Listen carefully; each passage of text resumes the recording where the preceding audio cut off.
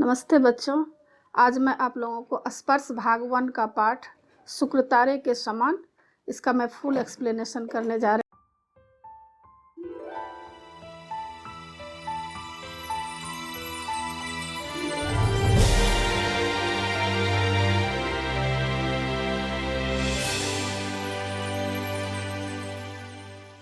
रही हूँ। इससे पहले भी मैं क्लास 9, क्लास 10 और क्लास 8 का भी बहुत सारा वीडियो बना चुकी हूँ। लगभग सारा कंप्लीट है, तो उसको देखने के लिए आप ऊपर दिए गए आई बटन पर क्लिक करके देख सकते हैं, या नीचे दिए गए डिस्क्रिप्शन बॉक्स में भी देख सकते हैं, या प्लेलिस्ट में जाकर देख सकते हैं। और अभी मैं आप लोगों को शुक्र तारे के समान एक चैप्टर है स्पर्श भाग 1 में, तो मैं आप लोगों को यह पढ़ाने जा रही हूँ। तो शुक्र तारे क्या होता है, सबसे पहले हम लोगों को यह जानना चाहिए कि शुक्र तारे क्या होता है।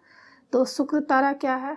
सुबह और शाम को, मतलब सुबह अर्ली मॉर्निंग और शाम के समय जबकि संध्या होने वाली होती है, सूर्यास्त होने वाली होती है, उस समय एक तारा होता है जो बहुत ही चमकीला दिखता है और कुछ ही घंटे 2 घंटे के लिए ये होता है, लेकिन काफ़ी चमकदार होता है और फिर वह बाद में दिखाई नहीं देता है, डूब जाता है। तो इस पाठ में शुक्र तारे के समान कौन से ऐसे व्यक्ति हैं जिनको शुक्र तारे के समान कहा गया है? तो इस पाठ में महादेव भाई देसाई, जो कि गांधी जी के सचिव रहे हैं, गांधी जी के साथ स्वतंत्रता संग्राम में बहुत सारे काम किए हैं।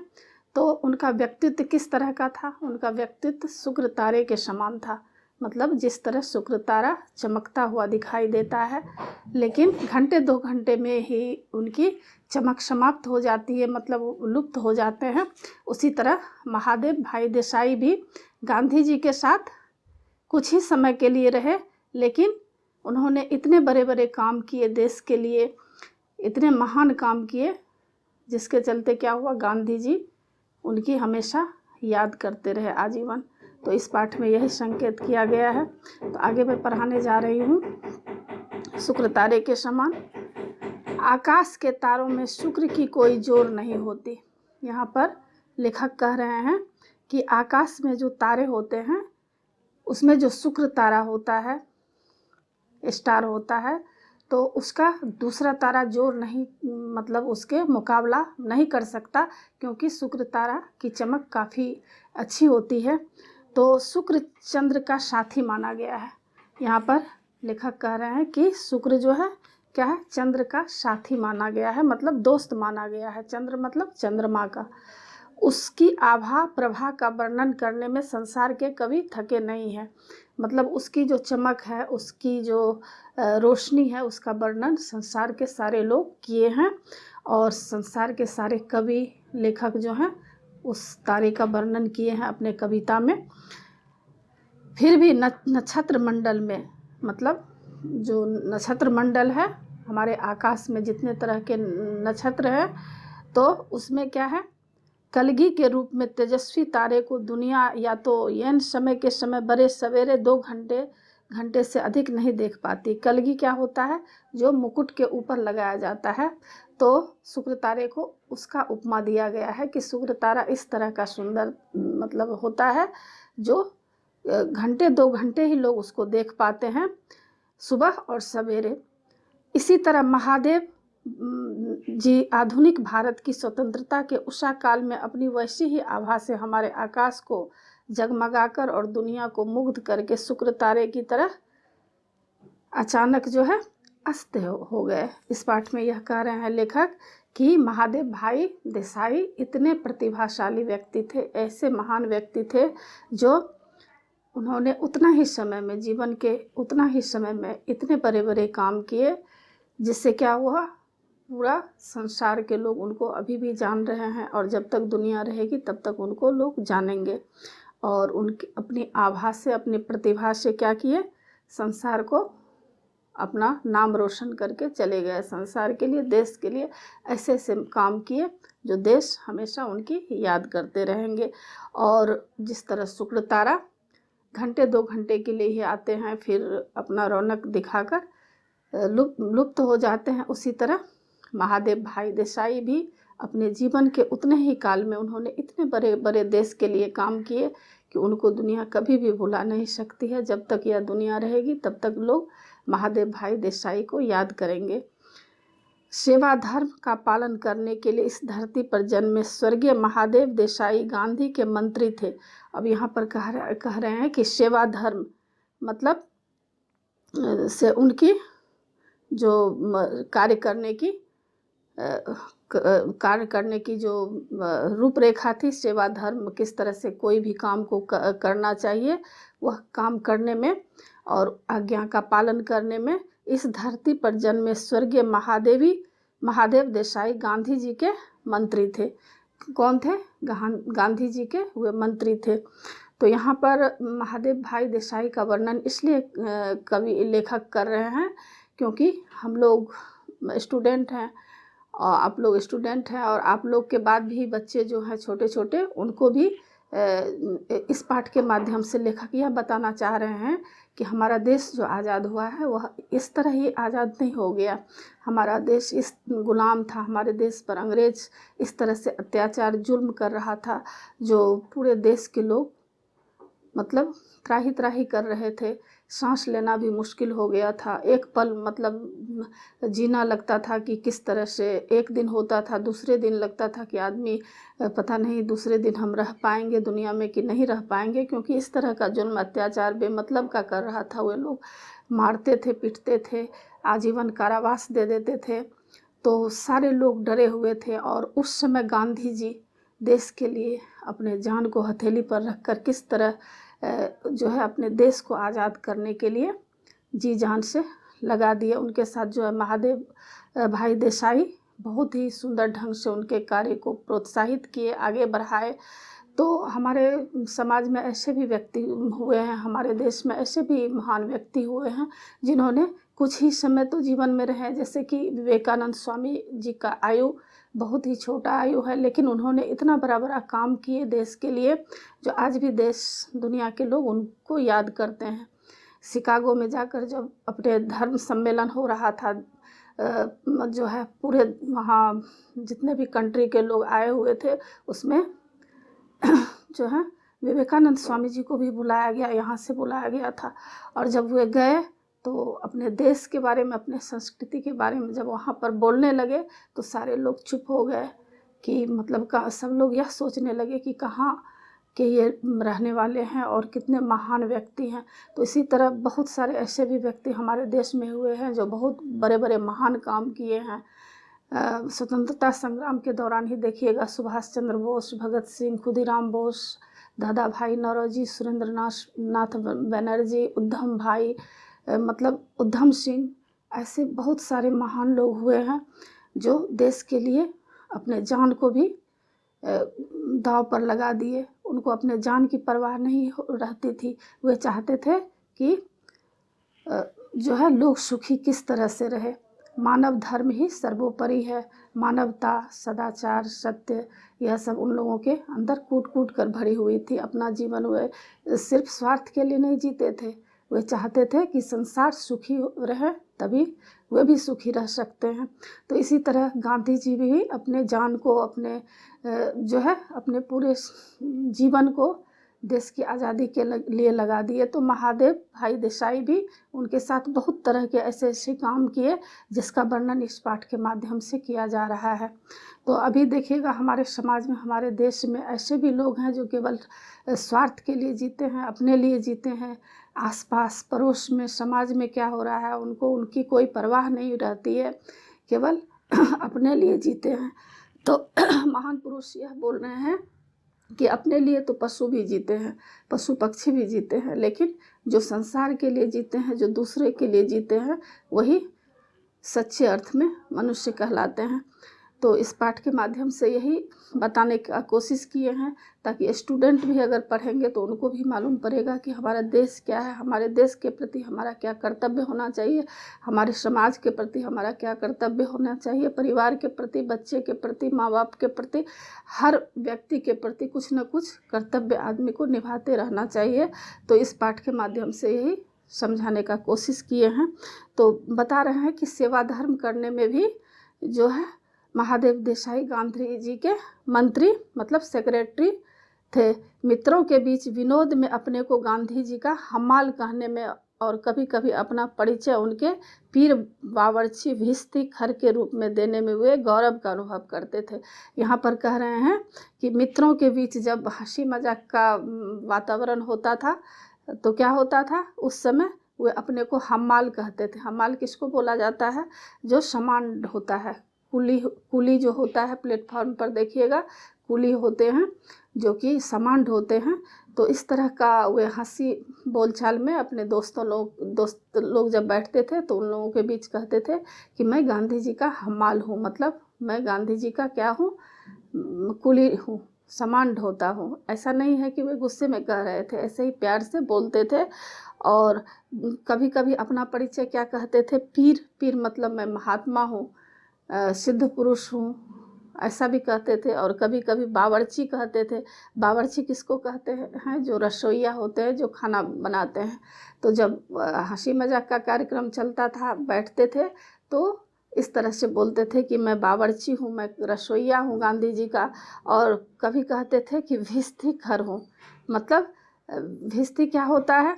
जो पहले क्या था, बर्तन का आविष्कार नहीं हुआ था, मेटल नहीं बना था, तो उस समय लोग क्या करते थे, चमड़ा का एक बैग होता था जिसके अंदर लोग सफाई करके उसमें पीने के लिए खाना पीना बनाने के लिए उसमें पानी भरते थे और पानी को रखते थे। तो इसी तरह वे अपने को भिस्ती कहते थे। और कभी खर कहते। खर किसको बोलते हैं? गधा को।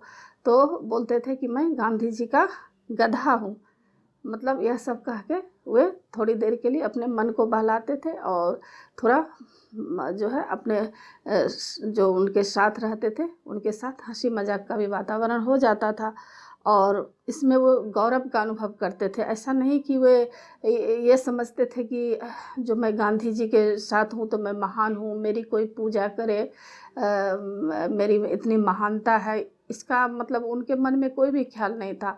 वे केवल यह कहते थे कि मैं गांधी जी का मतलब यह सब जो आपको बताया है, खर हूँ, मैं भिस्ती हूँ, पीर बावर्ची हूँ, मतलब रसोइया हूँ, यह सब कहा करते थे। ऐसा नहीं कि उनके अंदर कोई घमंड था, ऐसा भी नहीं था। जैसा कि अभी हम लोग देखेंगे कि अगर हम लोग कोई मंत्री के या कोई मिनिस्टर के साथ रहेंगे तो हम लोग क्या करते हैं, अपने आप को अहंकार से भर जाते हैं कि हमको इतने लोगों से पहचान है, मेरा इतना बड़ा पोस्ट पर मैं रहता हूँ। यह सब उनके अंदर कोई भी भावना नहीं थी, मतलब वे काफ़ी जो है विनयशील थे। आगे बता रहे हैं, गांधी जी के लिए वे पुत्र से भी अधिक थे। गांधी जी उन्हें बहुत ही प्यार करते थे, अपने पुत्र से भी बढ़कर उन्हें प्यार करते थे, क्योंकि वे कर्तव्यनिष्ठ व्यक्ति थे। कोई भी काम को बहुत ही अच्छे ढंग से करते थे, प्यार से करते थे और उनके अंदर जो एक कर्तव्य की भावना होती थी, यह सब उनके अंदर भरी हुई दिखाई देती थी। इसलिए गांधी जी उन्हें बहुत ही प्यार करते थे। जब सन 1917 में वे गांधी जी के पास पहुँचे थे तभी गांधी जी ने उनको तत्काल पहचान लिया था। और बोल रहे हैं कि जब गांधी जी के पास सबसे पहले उनकी मुलाकात हुई थी 1917 ईस्वी में, और जैसे ही महादेव देसाई जी से उनकी मुलाकात हुई, गांधी जी उन्हें बहुत ही अच्छे ढंग से पहचान गए और जान गए कि यह सच में यह देश के लिए कुछ कर सकते हैं। और उनके अंदर बहुत ही अच्छे गुण देखे होंगे और उनको अपने उत्तराधिकारी का पद सौंप दिया। क्या किए? उत्तराधिकारी मतलब जो कार्यभार उनको दे दिए, जो कार्यभार अपने पुत्र को भी अपने रिश्तेदार नाते को नहीं दे सके, वे उत्तराधिकारी किनको सौंपे? महादेव देसाई जी को, क्योंकि जान गए कि महादेव देसाई जी सारे काम को अच्छे ढंग से निपटा सकते हैं। सन 1919 में जालियांवाला बाग के हत्याकांड के दिनों में पंजाब जाते हुए गांधी जी को परवल स्टेशन पर गिरफ्तार किया गया था। आप लोग भी जानते होंगे या यूट्यूब पर आप सर्च भी कर सकते हैं कि जालियांवाला हत्याकांड कितना भीषण हत्याकांड हुआ था और उसमें है जो है किस तरह से गोलियों से सबको भून दिया गया था। तो यह सब इसमें बता रहे हैं कि क्या हुआ था 1919 में। उस समय जालियांवाला हत्याकांड हुआ था और सारे लोग जो मेन लोग जो वहाँ के थे, जो भी कुछ इस हत्याकांड के विरोध में कुछ कदम उठाते थे या कुछ भी बोलते थे तो उन्हें अंग्रेज लोग क्या करते थे, गिरफ्तार कर लेते थे और उन्हें बहुत बड़ी बड़ी सज़ा दे देते थे। काला पानी का भी सज़ा दे देते थे, आजीवन उसमें, मतलब काला पानी जो होता है जिसमें आजीवन उस जेल में ही रहना पड़ता है अंतिम समय तक, मरते समय तक। तो किसी को मार भी देते थे, किसी को इस तरह की सज़ा देते थे। तो क्या हुआ था, 1919 में जालियांवाला बाग के हत्याकांड के दिनों में पंजाब जाते हुए गांधी जी को पलवल स्टेशन पर गिरफ्तार कर लिया गया था। उन्हें अंग्रेज लोग क्या किए थे, गिरफ्तार कर लिए थे। गांधी जी ने उसी समय महादेव भाई को अपना वारिस कहा था। और गांधी जी क्या कहे थे उस समय, महादेव भाई को अपना वारिस जिस तरह पुत्र को लोग कहता है, उसी तरह उनको वारिस कह रहे थे कि मेरे बाद जो भी काम होगा देश के लिए वे महादेव देसाई जी करेंगे। सन 1929 में महादेव भाई आशे तो हिमाचल देश के चारों कोनों में समूचे देश के दुलारे बन चुके थे।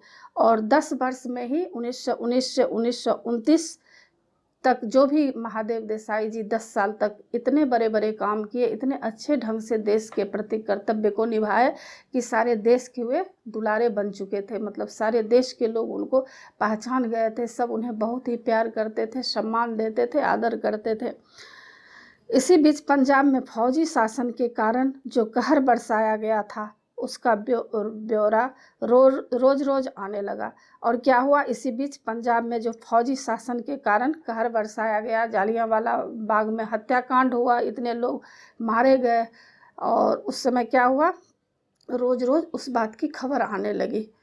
पंजाब के अधिकतर नेताओं को गिरफ्तार करके फौजी कानून के तहत जन्म कैद की सजाएं देकर काला पानी भेज दिया गया। और पंजाब के अधिकतर नेताओं को क्या किए, जो भी नेता जालियांवाले बाग के बारे में कुछ भी बोलते थे, अन्याय के बारे में कुछ विरोध करते थे, तो उनको क्या करते थे, अंग्रेज लोग उन्हें गिरफ्तार कर लेते थे और काला पानी का सज़ा दे देते थे। काला पानी का सज़ा बहुत ही कठोर सज़ा होता है और वह सज़ा आजीवन भोगना पड़ता है, मतलब आजीवन उस जेल में रखना पड़ता है। ऐसा ही नहीं कि केवल जेल में ही रखना पड़ेगा, उसमें कठोर से कठोर परिश्रम कराया जाता था।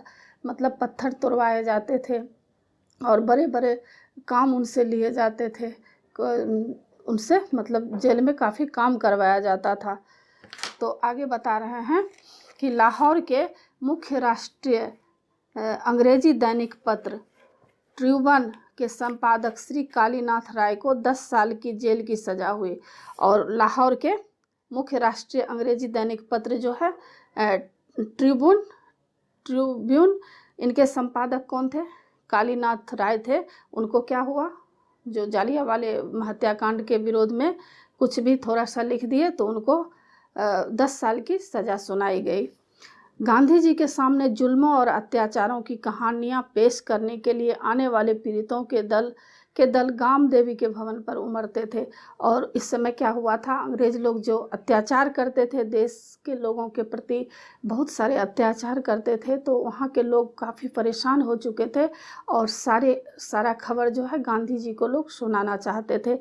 तो गांधी जी कहाँ रहते थे, गाम देवी के मणि भवन में रहते थे उस समय। और वहाँ पर बहुत सारे लोग मिलते थे, गांधी जी को अपना कष्ट सुनाते थे, जो भी अत्याचार अंग्रेज लोग करते थे यह सारा खबर गांधी जी को देते थे।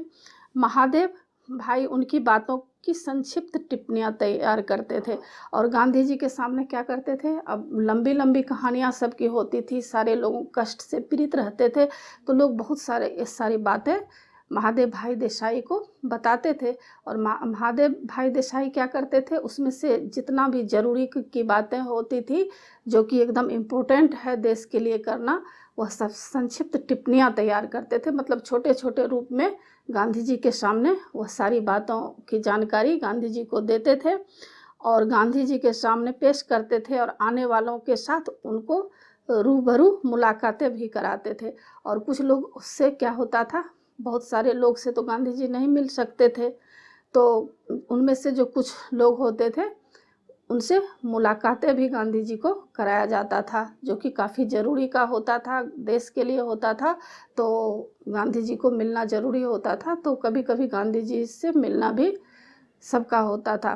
गांधी जी बम्बई के मुख्य राष्ट्रीय दैनिक बॉम्बे क्रॉनिकल, बम्बई का तो अब नाम मुंबई हो गया है, तो पहले कहते थे कि मुंबई में क्या हुआ था, राष्ट्रीय अंग्रेजी दैनिक बॉम्बे क्रॉनिकल, वहाँ का जो दैनिक समाचार पत्र होता है, एक तो दैनिक समाचार पत्र होता है, दूसरा होता है साप्ताहिक, और तीसरा होता है मंथली, महीने का।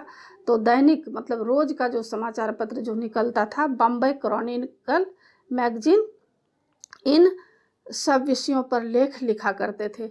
और क्या करते थे, महादेव भाई बॉम्बे क्रॉनिकल में लेख भी लिखा करते थे, मतलब उसमें देश के बारे में क्या गतिविधियां हैं, गांधी जी क्या कार्यक्रम कर रहे हैं, और देश के जो लोग हैं किस तरह से देश को आज़ादी दिलाने के लिए क्या काम हो रहा है, यह सब जो है विषय पर लेख भी लिखा जाता था। क्रॉनिकल में जगह की तंगी बनी रहती थी, और पेपर जो है क्रॉनिकल, उसमें तंगी बनी रहती थी, मतलब बहुत सारे बात उसमें लोग नहीं लिख पाते थे, संक्षिप्त रूप में ही लिख पाते थे। तो क्या हुआ, कुछ ही दिनों में क्रॉनिकल के नीडर अंग्रेज संपादक हर्नीमैन को सरकार ने देश निकाले की सज़ा दे दी। अब क्या हुआ, कुछ ही दिन में एक और समस्या आ गई कि क्रॉनिकल के जो नीडर थे, अंग्रेज संपादक हर्नीमैन थे, उनको क्या हुआ, अंग्रेज सरकार उन्हें देश से निकाल दिया, मतलब इंडिया से उन्हें निकाल कर क्या कहाँ भेज दिया, इंग्लैंड, उनका जो कंट्री है वहाँ पर उनको भेज दिया गया। उन दिनों बम्बई के 3 नए नेता थे। कौन कौन नेता थे, शंकरलाल बैंकर, उमर शोबानी और जमुना दास द्वारकादास, 3 नेता उस समय के मुख्य नेता थे। इनमें अंतिम श्रीमती बेसेंट के अनुयायी थे। अंतिम कौन थे, जमुना दास द्वारकादास, वे क्या थे, बेसेंट के श्रीमती बेसेंट जो थी उनके अनुयायी थे, मतलब फॉलोवर थे, उनके भक्त थे। ये नेता यंग इंडिया नाम का एक अंग्रेजी साप्ताहिक भी निकालते थे। ये नेता क्या करते थे, यंग इंडिया नाम के एक अंग्रेजी साप्ताहिक भी निकालते थे, लेकिन उनमें क्रॉनिकल वाले हर्नीमैन ही मुख्य रूप से लिखते थे। लेकिन पहले क्या था, क्रॉनिकल जो लिखते थे हर्नीमैन, तो ये लिखते थे। उनको देश निकाला मिलने के बाद इन लोगों को हर हफ्ते साप्ताहिक के लिए लिखने वालों की कमी हो गई। अब हर्नीमैन को इंग्लैंड भेज दिया गया, तो अब क्या हुआ, जो क्रॉनिकल में वो लेख लिखते थे, तो अब उनके लिए कमी पड़ने लगी, उनके जैसे जानकार लोगों की कमी हो गई। तो सब लोग चिंतित हो गए कि अब किस तरह से जो है लिखा जाएगा। ये तीनों नेता गांधी जी के परम प्रशंसक थे। अब ये तीनों नेता जो थे, कौन कौन नेता, शंकरलाल बैंकर, उमर शोबानी और जमुना दास द्वारकादास, ये क्या थे, अंग्रेज के प्रशंसक, गांधी जी के प्रशंसक थे। तो और उनके सत्याग्रह आंदोलन में बम्बई के बेजोर नेता भी थे। और जब सत्याग्रह आंदोलन गांधी जी किए थे, उस समय इन लोगों ने उनकी साथ भी दी थी। उन्होंने गांधी जी से विनती की, मतलब वो ये लोग अब क्या किए, तीनों नेता गांधी जी से रिक्वेस्ट किए, विनती किए कि यंग इंडिया के संपादक बन जाए। अब गांधी जी को सब लोग कहने लगे कि आप इस कार्यभार को आप संभालिए, यंग इंडिया के आप संपादक बन जाइए, और यंग इंडिया में क्या लिखना है यह सब आप लिखिए। गांधी जी को तो इनकी सख्त ज़रूरत थी ही। अब गांधी जी तो चाहते ही थे कि देश की गतिविधि क्या हो रही है, देश किस तरह से आज़ाद होगा, यह सारा खबर जो है जनता तक पहुँचे और जनता जागरूक हो और देश की आज़ादी के लिए सब लोग मिलकर कदम उठाएं। तो वे मान गए और उन्होंने विनती तुरंत स्वीकार कर ली, और वे जो रिक्वेस्ट किए थे, विनती किए थे, तो गांधी जी स्वीकार कर लिए कि ठीक है, मैं यह काम करूँगा। आगे बता रहे हैं कि गांधी जी का काम इतना बढ़ गया कि साप्ताहिक पत्र भी कम पड़ने लगे। अब गांधी जी को तो पहले से ही काफ़ी काम था, और भी काम उनको बढ़ गया, साप्ताहिक पत्र भी कम पड़ने लगे, क्योंकि इतना लेख लिखते थे कि वह पत्र भी अब कम पड़ गया। गांधी जी ने यंग इंडिया को हफ्ता में 2 बार प्रकाशित करने का निश्चय लिया। अब यंग इंडिया जो सप्ताह में एक बार छपता था, अब वे कहने लगे कि अब सप्ताह में 2 बार यह छपेगा। मतलब 2 बार छपने से क्या होगा, सारे जनता जितने भी हैं देश के, उनको जल्दी जल्दी सारा खबर पहुंचेगा, देश की गतिविधि के बारे में जानकारी उन्हें होगी। तो एक सप्ताह में एक बार छपने से, पेपर छपने से उनको सारी बातें जनता तक नहीं पहुंचा पाते थे, इसलिए उन्होंने निश्चय किया कि 2 बार सप्ताह में छपने से क्या होगा, सारे लोग को सारी जानकारी मिलती रहेगी। अब आगे बता रहे हैं कि हर रोज़ का पत्र व्यवहार और मुलाकातें, आम सभाएं। अब क्या होता था, हर रोज़ का पत्र व्यवहार होने लगा, सारे पत्र पत्रिकाएं जो लिखने लगे, सबको जानकारियां देने के लिए उन्हें पत्र लिखना पड़ता था। सबसे मुलाकातें भी होती थी, आम सभाएं होती थी, कहीं कहीं जो है देश के आज़ादी के लिए आंदोलन होती थी, सभाएं होती थी आदि कामों के अलावा यंग इंडिया साप्ताहिक के छपने के लेख। अब क्या हुआ, इन कामों के अलावा गांधी जी को और भी ज़्यादा काम बढ़ गया। यंग इंडिया के साप्ताहिक में छापने के लेख, उसमें लेख जो लिखा जाता था, ऐसे लिखा जाता था सभी तरह की घटनाएं, गांधी जी की क्या राय है, गांधी जी देश के लिए क्या सोचते हैं, अंग्रेज़ को किस तरह से देश से निकाला जाए, यह सब उनकी कुछ राय होती थी। तो अब क्या हुआ, टिप्पणियाँ होती थी, पंजाब के मामलों का सार संक्षेप, मतलब मूल रूप से संक्षिप्त में जो है पंजाब के बारे में भी उनको लिखना पड़ता था। गांधी जी के लेख का यह सारी सामग्री हम 3 दिन में तैयार करते थे। अब गांधी जी के लेख, यह सारी सामग्री जो भी है, हम 3 दिन में तैयार करते थे। अब 3 दिन में ही यह सब तैयार होने लगा। यंग इंडिया के पीछे पीछे नवजीवन भी गांधी जी के पास आया। अब यंग इंडिया के साथ साथ क्या हुआ, एक नवजीवन साप्ताहिक पत्र है, यह भी गांधी जी के पास आया और दोनों साप्ताहिक अहमदाबाद से निकलने लगे। अब जो है यंग इंडिया, दोनों साप्ताहिक जो है कहाँ से निकलने लगे, अहमदाबाद से निकलने लगे। 6 महीने के लिए मैं भी साबरमती आश्रम गया। अब यहाँ पर राइटर मतलब लेखक बता रहे हैं कि 6 महीना के लिए जो है ये भी साबरमती आश्रम पहुँचते हैं। शुरू में ग्राहकों के हिसाब किताब की और साप्ताहिकों का डाक में डलवाने की व्यवस्था मेरे जिम्मे रही। और जब राइटर वहाँ पहुँचते हैं तो बता रहे हैं कि क्या हुआ, बहुत सारे जो कस्टमर आते थे वे हिसाब किताब भी मांगते थे, यह सब हिसाब किताब करना, फिर साप्ताहिक जो पत्रिका छपती थी, पेपर छपती थी, उसको डाक में किस तरह से डलवाया जाए। अभी तो मोबाइल का युग है, लोग व्हाट्सएप, ट्विटर आदि का इस्तेमाल करते हैं, लेकिन पहले क्या था, यह सब सुविधा तो थी नहीं, तो सारा काम डाक के विभाग से होता था। डाकिया के जिम्मेदारी होती थी सारे पत्र को ले जाना, पहुंचाना। तो यह सारा जवाबदेही जो है राइटर संभालने लगे। लेकिन कुछ ही दिनों के बाद संपादन सहित दोनों साप्ताहिकों की ओर छापा खाने की सारी व्यवस्था मेरे जिम्मे रही। और क्या हुआ, कुछ दिनों के बाद संपादन सहित जो भी है छापा खाना की, प्रिंटिंग प्रेस की सारी व्यवस्था जो है लेखक के जिम्मे रही। गांधी जी और महादेव का सारा समय देश भ्रमण में बीतने लगा। अब जो है महादेव भाई और गांधी जी देश भ्रमण करने लगे, मतलब सब जगह जाकर जो है अपना राय देते थे, किस तरह से देश आज़ाद होगा और देश की क्या गतिविधि थी उस समय, देश की जनता कितना कष्ट मुश्किलों से गुजर रहा था। यह सब सोचते हुए गांधी जी और महादेव देसाई क्या किए, पूरे देश का भ्रमण करते थे, जगह जगह जाते थे, सबको समझाते थे और उनसे भी राय लेते थे कि क्या करना है देश के लिए। यह सब काम करना तो उस समय काफ़ी ज़रूरी था, तो यह सब भी काम उन लोगों के ऊपर हो गया। ये जहाँ भी होते वहाँ कामों और कार्यक्रम की भारी भीड़ के बीच भी समय निकाल कर लेख लिखते और क्या करते थे, जहाँ भी ये लोग जाते थे वहाँ पर काफ़ी भीड़ होती थी, बहुत लोग उनसे मिलने आते थे और समय निकाल कर लेख लिखते थे। मतलब कई तरह के जो भी वहाँ पर जो भी माहौल होता था उसके बारे में लेख लिखते थे, टिप्पणियाँ लिखते थे। सब प्रांतों के उग्र और उदार देशभक्त। अब सब प्रांत में क्या है, लोग अलग अलग तरह के होते हैं, तो सब प्रांत के मतलब उग्र, उग्र मतलब हिंसक, कुछ लोग ऐसे भी थे जो हिंसा के द्वारा चाहते थे कि देश को आज़ादी मिले। और गांधी जी तो ऐसे नहीं थे, गांधी जी नरम दल के थे।